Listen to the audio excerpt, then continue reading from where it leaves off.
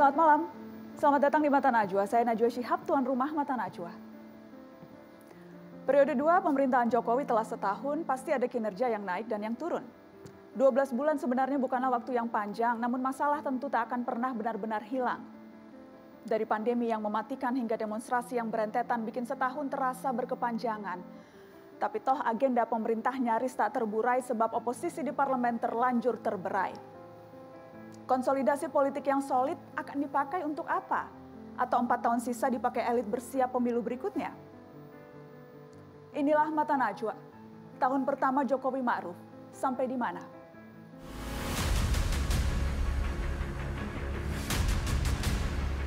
Demi Allah, saya bersumpah akan memenuhi kewajiban Presiden Republik Indonesia dengan sebaik-baiknya dan seadil-adilnya, memegang teguh Undang-Undang Dasar dan menjalankan segala undang-undang dan peraturannya dengan seluruh-seluruhnya, serta berbakti kepada Nusa dan bangsa.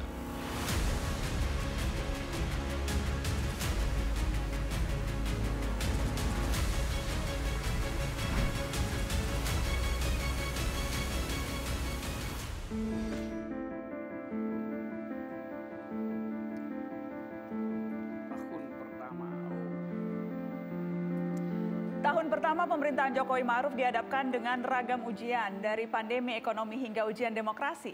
Sudah sampai di mana janji-janji pemerintah direalisasikan di tahun pertama? Untuk membahasnya sudah hadir di Mata Najwa, saya perkenalkan anggota DPR fraksi PDI Perjuangan Aryo Bimo. Selamat malam Mas Bimo. Selamat malam. Terima kasih sudah hadir di Mata Najwa. Ada tenaga ahli utama kantor staf Presiden, Dhani Amrul Ihdan. Mas Dhani, selamat malam. Selamat malam, Mbak. Assalamualaikum warahmatullahi wabarakatuh. Waalaikumsalam warahmatullahi wabarakatuh. Dan lewat sambungan jarak jauh, ada politikus Nasdem, Irma Suryani Chaniago. Selamat malam, Mbak Irma. Selamat malam, pemirsa. Selamat malam, Nanang. Saya ingin memperkenalkan yang ada di barisan sebelah kanan. Sengaja saya beri kubu kanan dan kiri, karena di sebelah sini adalah partai yang oposisi sendirian. Ada anggota DPR dari fraksi PKS, Mardani Alisera. Selamat malam. Assalamualaikum, Bang Mardani. Selamat malam, Nak. Saya juga mengundang peneliti Perhimpunan Pendidikan dan Demokrasi, Rocky Gerung. Ban Roger? Iya. Apa kabar? Enak. Mardani dia oposisi indoor, saya oposisi outdoor. Oposisi outdoor. Makanya harus lengkap, ada indoor, ada outdoor. Saya juga mengundang Direktur Pusat Studi Konstitusi Universitas Andalas, Ferry Amsari. Selamat malam, Bang Ferry. Salam, Mbak Nana. Oke, ada indoor, ada outdoor. Kalau gitu saya mulai dari yang sebelah kanan dulu.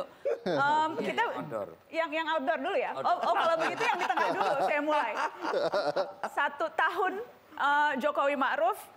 Saya mau minta Anda, Bang Rocky Gerung, memberikan penilaian dan catatan kritis terhadap pemerintahan sejauh ini. Mungkin yang simpel dulu lah. Skornya berapa ya? Skornya? Skor.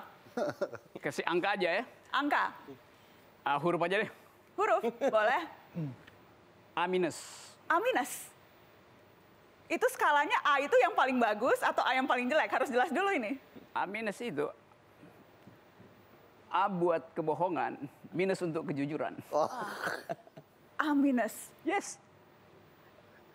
Karena mau saya lanjutkan itu. Silakan. Kan publik sekarang berupaya untuk memahami logik dari government ini nih. Yaitu menitipkan harapan itu.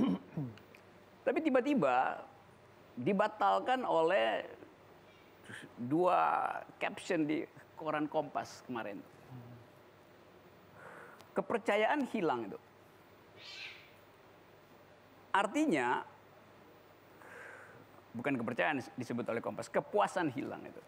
Padahal bulan Agustus saya masih baca SMRC bikin polling. Kepuasannya 60%, sekarang di bawah 50% itu. Itu artinya, ini tahun pertama loh, udah hilang itu. Itu sama seperti malam pertama pasangannya udah nggak percaya gitu. Mestinya perkawinannya bubar gitu kan. Tapi ada semacam orang Indonesia bilang, ya mudah-mudahan masih bisa lanjut tuh. Tapi itu adalah situasi psikologis publik. Supaya nggak ada kerusuhan, mudah-mudahan Pak Jokowi masih berlanjut. Tetapi sociological fact mengatakan bahwa di bawah 50% itu, kita mau maki-maki atau kita mau puji, datanya bilang 50% itu artinya, kalau di Eropa itu artinya Perdana Menterinya udah turun gitu kan. Tapi itu baru berangkat dari satu survei. Saya yakin yang sebelah sini akan bilang ada banyak survei lain yang bisa juga dijadikan. Saya percaya bahwa akan ada bantahan, tapi Kompas adalah jurnal, koran yang mendukung presiden. Bahkan dia bikin begitu. Itu artinya yang lain mestinya di bawah Kompas, itu lebih parah lagi itu. Jadi kalau ada yang di atas Kompas, nah itu yang saya sebut sebagai kebohongannya. Jadi A- itu hanya berangkat dari yang Anda temukan di Kompas atau juga berangkat dari pengamatan Anda? Karena begini Bung Rocky, saya yakin Anda... Saya terangkan dulu ya, kata hanya itu, dia bukan kualitatif di situ.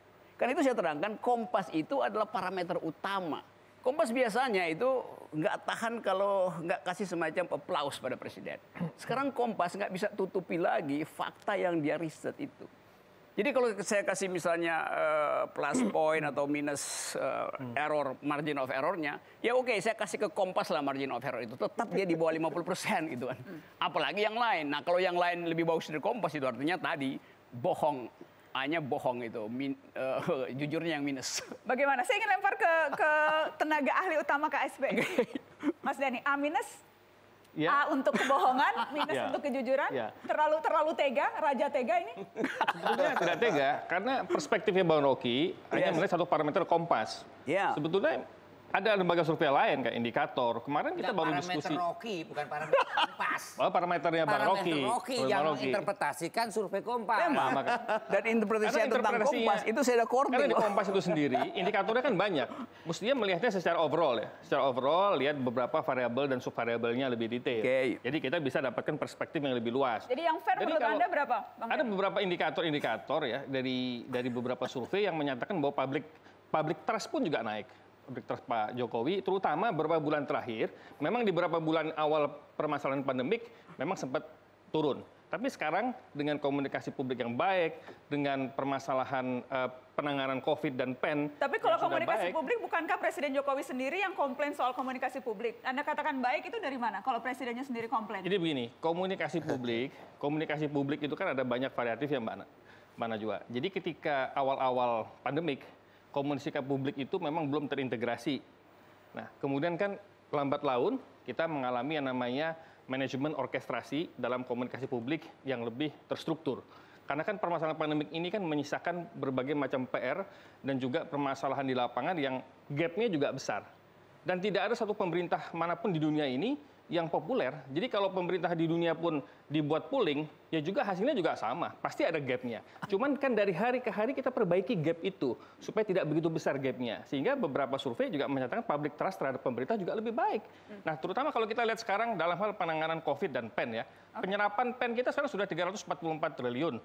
Itu sudah tercapai 49,5% loh untuk penanganan kesehatan dan pemulihan ekonomi nasional. Berarti apa? Transformasi ekonomi yang menjadi salah satu visi besar presiden itu tetap dieksekusi di lapangan seiring dengan permasalahan pandemik. Oke, nanti saya akan kasih kesempatan untuk menanggapi. Tapi yang jelas kalau kita bicara pemerintahan Jokowi Ma'ruf, yang kerap kali juga menjadi sorotan adalah keberadaan Wakil Presiden Ma'ruf Amin. Saya berkesempatan untuk berbincang secara eksklusif dengan Wakil Presiden Republik Indonesia. Saya akan tunjukkan cuplikannya untuk Anda berikut ini. Kemudian yang menghubung-hubungkan Pak Wapres, ada momen ketika di istana saat Presiden Jokowi lupa menyapa wakil presidennya dan itu terjadi 2 kali. Dan momen itu pun kemudian ditafsirkan macam-macam oleh publik dan kemudian ditambah-tambahi dan ceritanya, wah kalau presidennya saja lupa wapresnya, bagaimana rakyat pasti juga sudah lupa sama wapresnya. Lupa itu manusiawi saya kira. Orang kalau lagi tegang, lagi menghadapi situasi kan boleh lupa. Sama istri aja saya suka lupa. Kalau lagi situasi tegang gitu loh. Jadi soal lupa itu kan tidak berarti. Dan beliau sangat menghormati saya. Bahkan terkadang kalau jalan, beliau menyuruhkan saya lebih dulu jalan. Seperti waktu di DPR, waktu Agustus kemarin, saya merasa kikuk karena beliau mempersilahkan saya lebih dulu. Maka dilihat di fotonya saya di depan. Nah itu sebenarnya oleh karena itu balik lagi itu soal persepsi publik yang kemudian bisa saja diolah, digoyang, dimispersepsikan. Karena saya selalu hadir dalam sidang-sidang kabinet, terbatas maupun paripurna. Saya juga memimpin rapat-rapat koordinasi dengan menteri, dengan Menko. baik untuk menindaklanjuti arahan presiden maupun untuk mengevaluasi ya kinerja para menteri-menteri, apalagi yang menjadi koordinasi yang saya ditugasi.